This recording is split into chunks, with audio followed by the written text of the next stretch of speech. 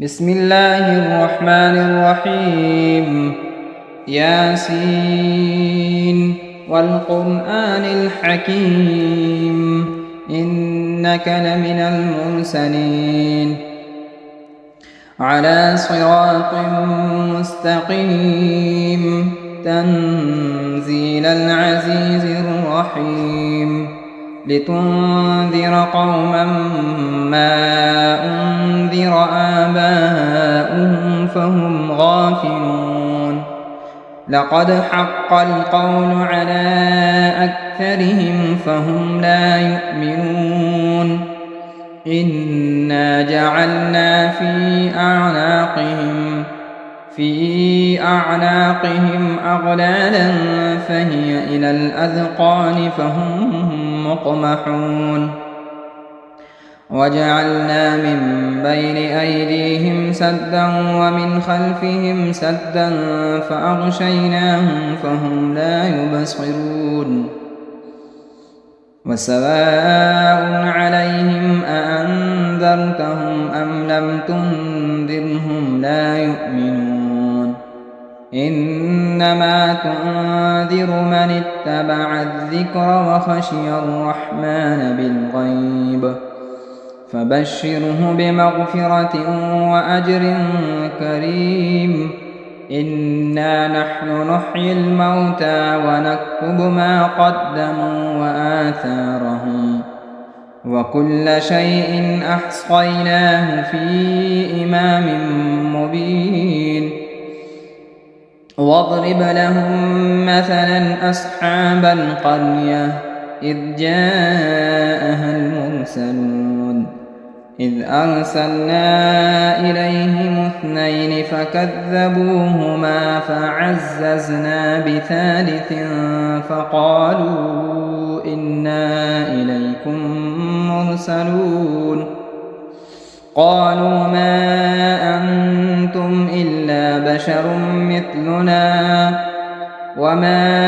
أنزل الرحمن من شيء إن أنتم إلا تكذبون قالوا ربنا يعلم إنا إليكم لمرسلون وما علينا إلا البلاغ المبين قالوا إنا تطيرنا بكم لئن لم تنتهوا لنرجمنكم وليمسنكم منا عذاب أليم قالوا طائركم معكم أئن ذكرتم بل أنتم قوم مسرفون وجاء من أقصى المدينة رجل يسعى قال يا قوم اتبعوا المرسلين اتبعوا من لا يسألكم أجرا وهم مهتدون وما لي لا أعبد الذي فطرني وإليه ترجعون أأتخذ من دونه آلهة إن يردني الرحمن بضر لا تغن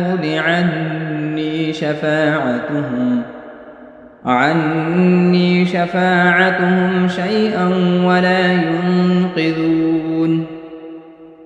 إني إذا لفي ضلال مبين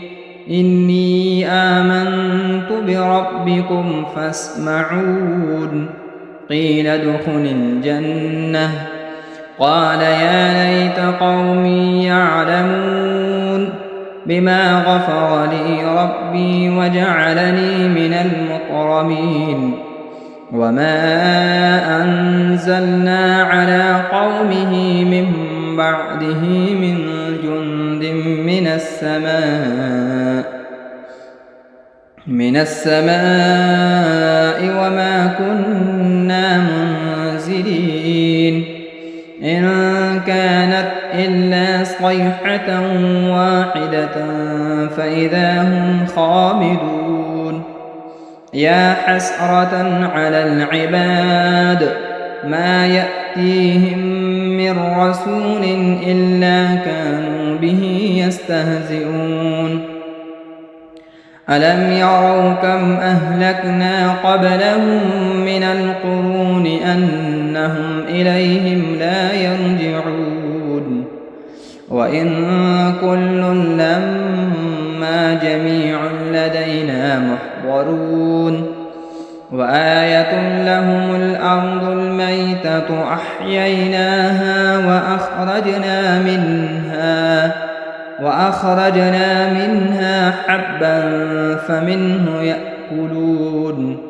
وجعلنا فيها جنات من نخيل وأعناب وفجرنا فيها من العيون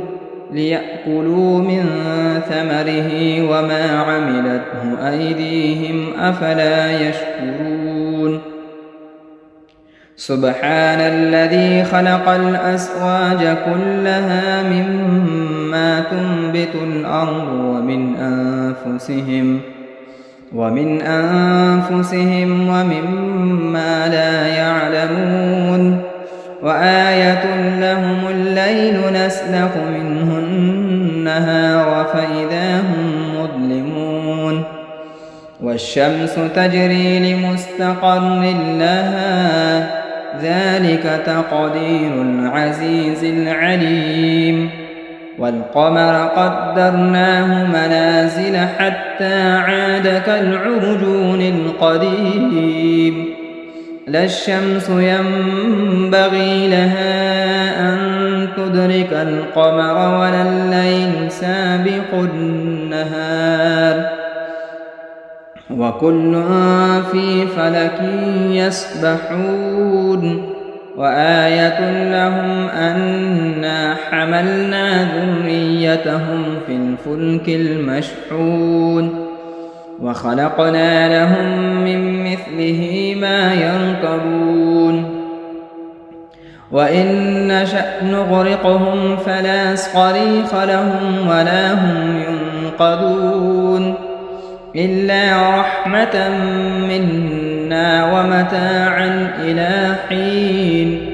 وإذا قيل لهم اتقوا ما بين أيديكم وما خلفكم لعلكم ترحمون وما تأتيهم من آية من آيات ربهم إلا كانوا عنها معرضين وإذا قيل لهم أنفقوا مما رزقكم الله قال الذين كفروا للذين آمنوا أنطعم من لو يشاء الله أطعمه إن أنتم إلا في ضلال مبين ويقولون متى هذا الوعد إن كنتم صادقين ما ينظرون إلا صيحة واحدة تأخذهم وهم يخصمون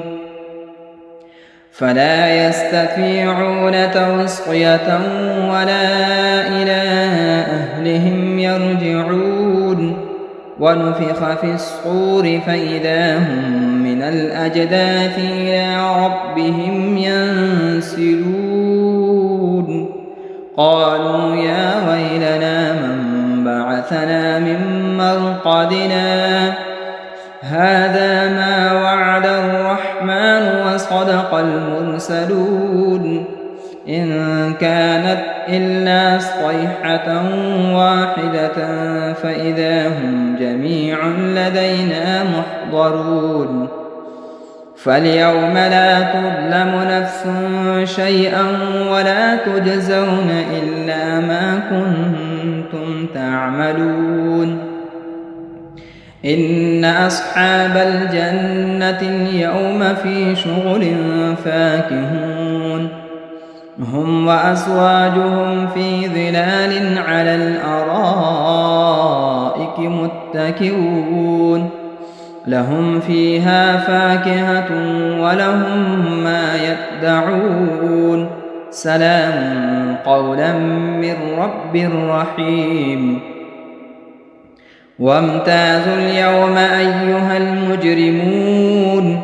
ألم أعهد إليكم يا بني آدم ألا تعبدوا الشيطان إنه لكم عدو مبين وأن اعبدوني هذا صراط مستقيم ولقد أضل منكم جبلا كثيرا أفلم تكونوا تعقلون هذه جهنم التي كنتم توعدون اصلوها اليوم بما كنتم تكفرون اليوم نختم على أفواههم وتكلمنا أيديهم وتشهد أرجلهم بما كانوا يكسبون ولو نشاء لطمسنا على أعينهم فاستبقوا الصراط فأنى يبصرون ولو نشاء لمسخناهم على مكانتهم فما استطاعوا مضيا ولا يرجعون ومن نعمره ننكسه في الخلق أفلا يعقلون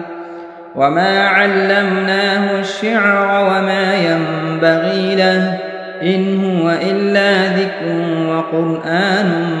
مبين لينذر من كان حيا ويحق القول على الكافرين أولم يروا أنا خلقنا لهم مما عملت أيدينا أنعاما فهم لها مالكون وذللناها لهم فمنها ركوبهم ومنها يأكلون ولهم فيها منافع ومشارب أفلا يشكرون واتخذوا من دون الله آلهة لعلهم ينصرون لا يستطيعون نصرهم وهم لهم جند محضرون فلا يحزنك قولهم إنا نعلم ما يسرون وما يعلنون أولم ير الإنسان أنا خلقناه من نطفة فإذا هو خصيم مبين وضرب لنا مثلا ونسي خلقه قال من يحيي العظام وهي رميم قل يحييها الذي أنشأها أول مرة وهو بكل خلق عليم الذي جعل لكم من الشجر الأخضر نارا فإذا أنتم منه توقدون أوليس الذي خلق السماوات والأرض بقادر على أن يخلق مثلهم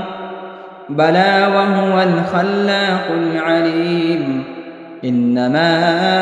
أمره إذا أراد شيئا أن يقول له كن فيكون فسبحان الذي بيده ملكوت كل شيء وإليه ترجعون بسم الله الرحمن الرحيم الرحمن علم القرآن خلق الإنسان علمه البيان الشمس والقمر بحسبان والنجم والشجر يسجدان والسماء رفعها ووضع الميزان ألا تطغوا في الميزان وأقيموا الوزن بالقسط ولا تخسروا الميزان والأرض وضعها للأنام فيها فاكهة والنخل ذات الأكمام والحب ذو العصف والريحان فبأي آلاء ربكما تكذبان خلق الإنسان من صلصال كالفخار وخلق الجان من مارج من نار فبأي آلاء ربكما تكذبان رب المشرقين ورب المغربين فبأي آلاء ربكما تكذبان مرج البحرين يلتقيان بينهما برزخ لا يبغيان فبأي آلاء ربكما تكذبان يخرج منهما اللؤلؤ والمرجان فبأي آلاء ربكما تكذبان وله الجوار المنشآت في البحر كالأعلام فبأي آلاء ربكما تكذبان كل من عليها فان ويبقى وجه ربك ذو الجلال والإكرام فبأي آلاء ربكما تكذبان يسأله من في السماوات والأرض كل يوم هو في شأن فبأي آلاء ربكما تكذبان سنفرغ لكم أيها الثقلان فبأي آلاء ربكما تكذبان يا معشر الجن والإنس إن استطعتم أن تنفذوا من أقطار السماوات والأرض فانفذوا لا تنفذون إلا بسلطان فبأي آلاء ربكما تكذبان يرسل عليكما شؤاد من نار ونحاس فلا تنتصران فبأي آلاء ربكما تكذبان فإذا انشقت السماء فكانت وردة كالدهان فبأي آلاء ربكما تكذبان فيومئذ لا يسأل عن ذنبه إنس ولا جان فبأي آلاء ربكما تكذبان يعرف المجرمون بسيماهم فيؤخذ بالنواصي والأقدام فبأي آلاء ربكما تكذبان هذه جهنم التي يكذب بها المجرمون يطوفون بينها وبين حميم آن فبأي آلاء ربكما تكذبان ولمن خاف مقام ربه جنتان فبأي آلاء ربكما تكذبان ذواتا أفنان فبأي آلاء ربكما تكذبان فيهما عينان تجريان فبأي آلاء ربكما تكذبان فيهما من كل فاكهة زوجان فبأي آلاء ربكما تكذبان متكئين على فرش بطائنها من استبرق وجنى الجنتين دان فبأي آلاء ربكما تكذبان فيهن قاصرات الطرف لم يطمثهن إنس قبلهم ولا جان فبأي آلاء ربكما تكذبان كأنهن الياقوت والمرجان فبأي آلاء ربكما تكذبان هل جزاء الإحسان إلا الإحسان فبأي آلاء ربكما تكذبان ومن دونهما جنتان فبأي آلاء ربكما تكذبان مدهامتان فبأي آلاء ربكما تكذبان فيهما عينان نضاختان فبأي آلاء ربكما تكذبان فيهما فاكهة ونخل ورمان فبأي آلاء ربكما تكذبان فيهن خيرات حسان فبأي آلاء ربكما تكذبان حور مقصورات في الخيام فبأي آلاء ربكما تكذبان لم يطمثهن إنس قبلهم ولا جان فبأي آلاء ربكما تكذبان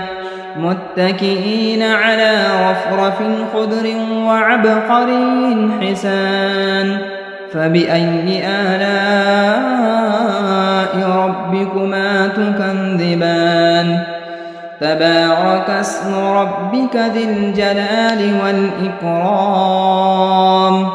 بسم الله الرحمن الرحيم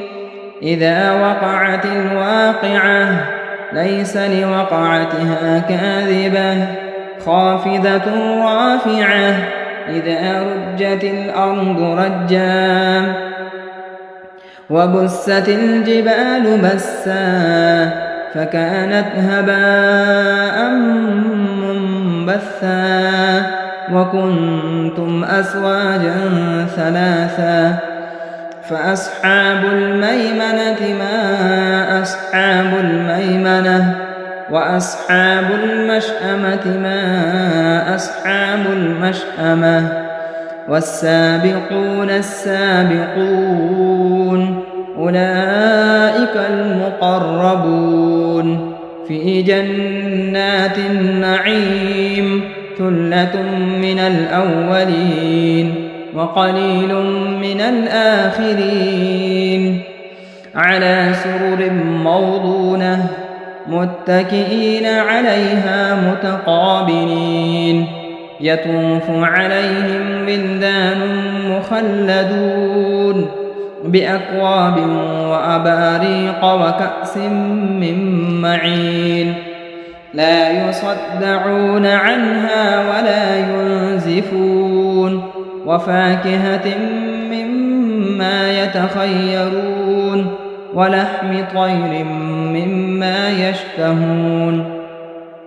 وحور عين كأمثال اللؤلؤ المكنون جزاء بما كانوا يعملون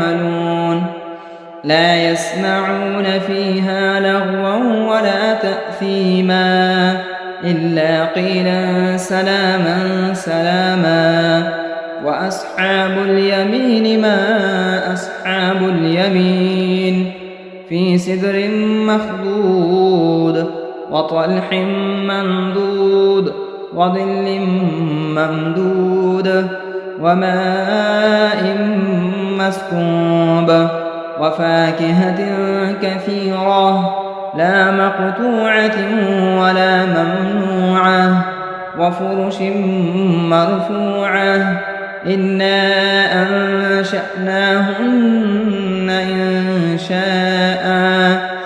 فجعلناهن أبكارا عربا أترابا لأصحاب اليمين ثلة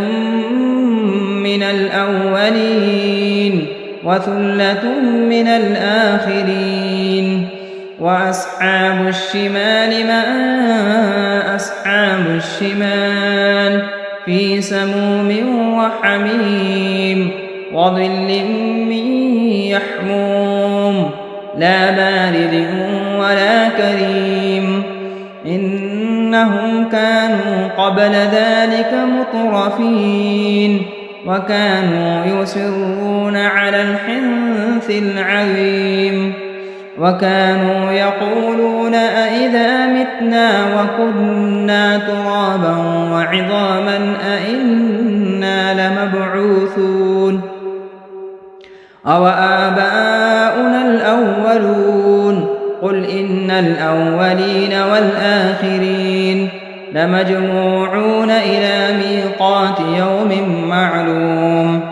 ثم إنكم أيها الضالون المكذبون لآكلون من شجر من زقوم فمالئون منها البطون فشاربون عليه من الحميم فشاربون شرب الهيم هذا نزلهم يوم الدين نحن خلقناكم فلولا تصدقون أفرأيتم ما تمنون أأنتم تخلقونه أم نحن الخالقون نحن قدرنا بينكم الموت وما نحن بمسبوقين على أن نبدل أمثالكم وننشئكم فيما لا تعلمون ولقد علمتم النشأة الأولى فلولا تذكرون أفرأيتم ما تحرثون أأنتم تزرعونه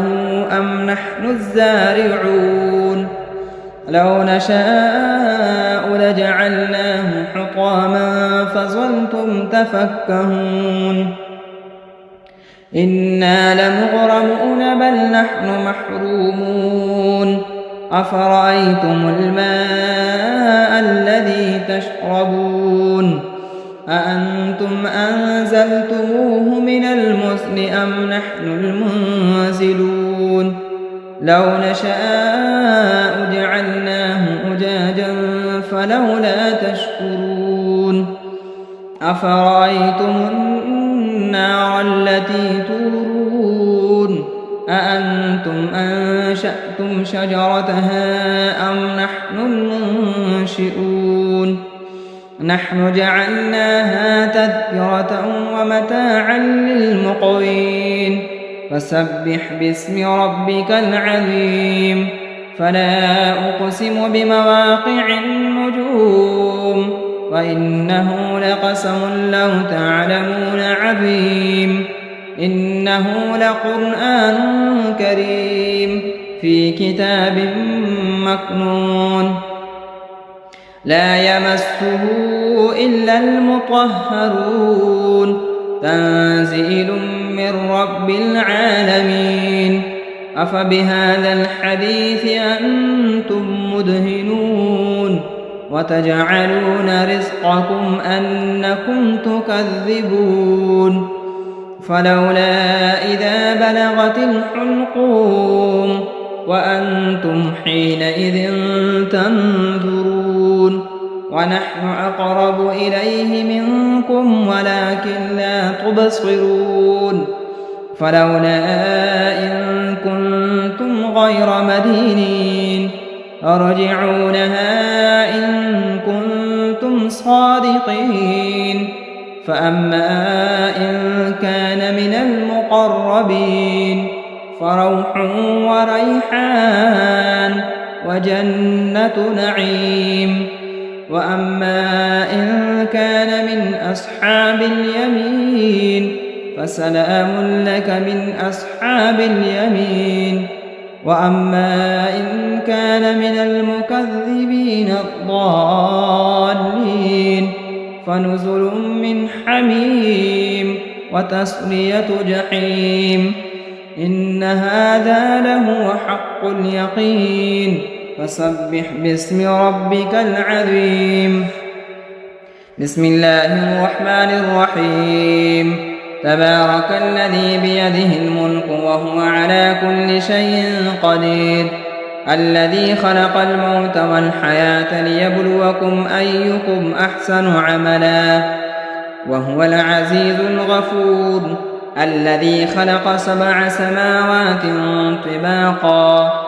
ما ترى في خلق الرحمن من تفاوت فارجع البصر هل ترى من فتور ثم ارجع البصر كرتين ينقلب إليك البصر خاسئا وهو حسير